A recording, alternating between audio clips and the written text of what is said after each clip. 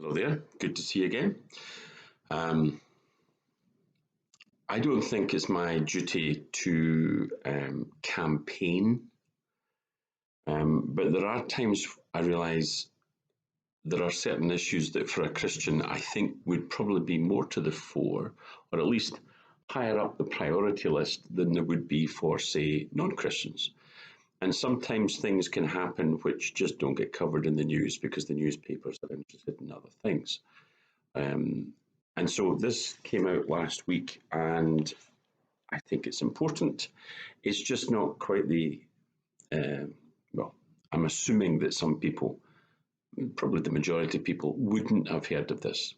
If you have, then brownie points to you. The point is, forgive me, I'm doing a kind of lot more reading just because I'm trying to inform and give information.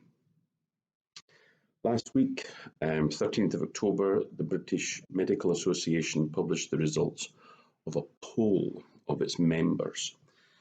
And the poll, the survey was basically to find out their views on assisted suicide. Not euthanasia, which would be when the doctor killed the patient by the administering of lethal drugs, but by assisted suicide, where the doctor will provide all the means to kill themselves, and then the person themselves will kill themselves. The survey was carried out in February of this year and was conducted by Kantar, which is a major independent research organisation. So the results are bona fide and trustworthy. It is worth noting that the results themselves don't change the BMA policy, but they are going to have a major conference next year, June 2021. And what appears to be the case is things are, how would one say, key players are kind of moving chess pieces about the board, and it's quite clear where things are, at the very least, attempting.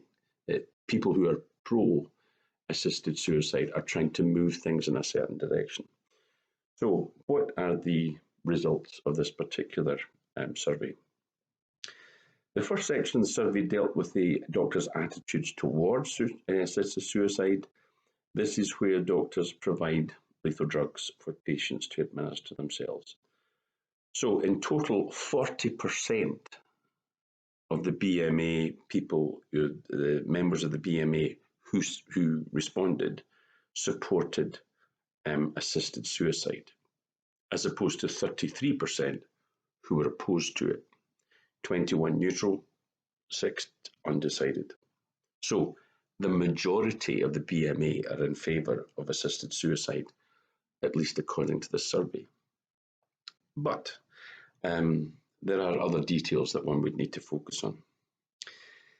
50% of the members personally support a change in the law on prescribing drugs for eligible patients to self-administer. 39% oppose the changing the law in this respect. When asked whether they would be willing to participate in any way in the process if the law changed, then 45% said no. 36% said yes. It's almost a complete reversal of the figures, which is interesting, just I think in and of itself. The support for it, but there's a majority who would definitely not be involved in doing it. The second part of the survey surveyed the attitudes of members towards administering drugs with the intention of ending an eligible patient's life. Now, this is what's referred to as euthanasia. So you'd be thinking of countries like Belgium, the Netherlands, specific states in America, those supportive of euthanasia, 30%. Those against, 40%. 23 neutral, 7% undecided. Asked if they were personally supportive or opposed to a change in the law to allow doctors to administer drugs with the intention of ending an eligible patient's life. Again, 37 supportive of the change, 46 against. So clearly what the survey points to is the majority of people in the BMA are against euthanasia, but there appears to be a very clear um, distinct majority with regard to supporting assisted suicide. The thing is, once you actually dig into the results, which is why I'm reading this, you find out more stuff. GPs were more opposed to the proposed legislation, while medical students were more supportive. Okay, just reflect on it and think about it. Doctors working in palliative care, geriatric medicine, clinical oncology, and general practice were generally more opposed. In total, and again, I think this is really significant, the BMA heard from 28,986 members, i.e., just short of 29,000. And that represents only 19.3% of the members who were invited to take part. So even the survey itself is difficult to draw absolutist conclusions because it really is just a sample. And given the nature of it, those who would be wishing to propose and support a change in the law would be much more motivated to take part in the survey, to push it. Therefore, the actual BMA as an entire group haven't yet been surveyed, and one could conjecture, I think, quite reasonably, this isn't quite the done deal that some of the people supportive of assisted suicide have been suggesting in the last few days. 70% of palliative care doctors were opposed to assisted suicide. The closer you get to the age of a patient where you're working with people who this is going to be a real issue for them, the more you're against assisted suicide. When you're young, strapping and youthful and just coming out as a local GP, then you're quite happy to say, inject, because that's the best thing. The closer you get to the point where death is actually happening, the less keen you're involved. In fact, 70% are against it, so that's quite a big number. One of the things which I think we need to be clear about is the fact that it's still, while it's far from a done deal, it's very clear that there is a definite push on towards assisted suicide. Be helpful to reaffirm that there's a commitment, I would say as a Christian, there should be a commitment to preserving life. I recognise there are lots of diseases where people would say, just give me a wee pill, I'll be happier away and everybody else would be better. Reflect on this. This is a doctor called Dr. Gordon MacDonald. He heads up an organisation called Care Not Killing.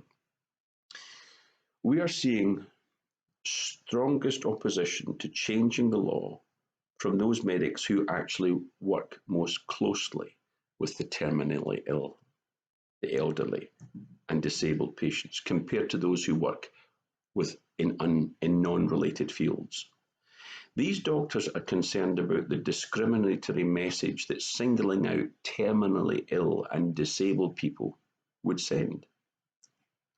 As Paralympian Tanni Grey-Thompson said, legalizing assisted suicide will only serve to reinforce deep-seated prejudices that the lives of sick and disabled people aren't worth as much as other people's lives.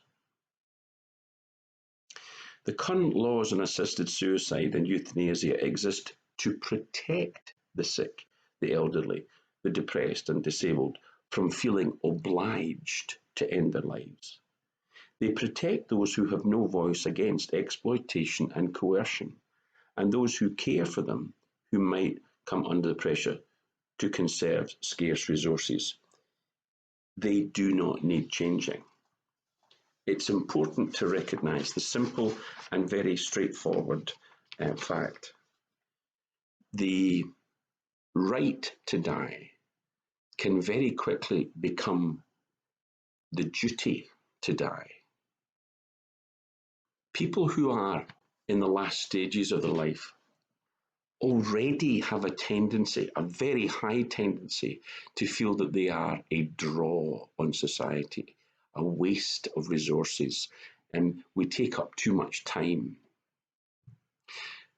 But again, as the people, the individual members of the NHS who actually work with those people towards the end of their life, as they indicate, those sometimes are the most precious days and weeks and months of a person's life. In other words, this is a very subtle thing. There are very, very horrendous diseases, and there's lots of vocal supporters to say that assisted suicide is only the only dignified way that a civil society can now behave.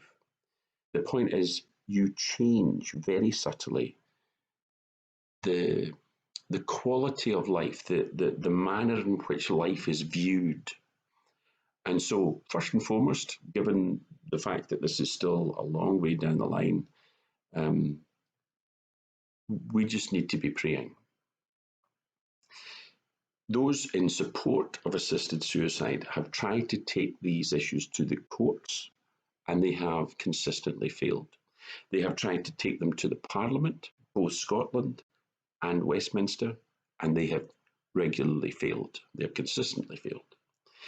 What they're doing now is trying to go after specific organisations, the BMA, probably premier amongst them, to win over the experts. They must know what's right. I would simply say I don't really want to go on to the kind of Donald Trump end of spectrum where, Fauci's an idiot. I think he's the only sane person who's ever been in the White House in the last 4 years. The point is, you do need to recognise on these issues, it's not ultimately science that's the issue. It's not doctors. Doctors aren't any better placed than anyone else. Ultimately, it's simply saying, I think as a Christian should start with, we have Imago Dei, we have the image of God imprinted upon us. And it's not for us to devalue what a person's life is worth simply because it is deemed to be no longer worth living. You don't have to be disabled and a member of the Paralympic team to recognise that reality to be true. Meantime, what we need to do at the moment is simply pray, because this is coming. And the fact that it is coming, we need to be asking God's help that we might stand against it and stand for what I think is quite obviously the Christian point of view. I told you what I think. Maybe you disagree. Well, God still loves you too, so, I'm quite happy for you to disagree. Meantime, go with God, because I know God goes with you. Until the next time, cheerio.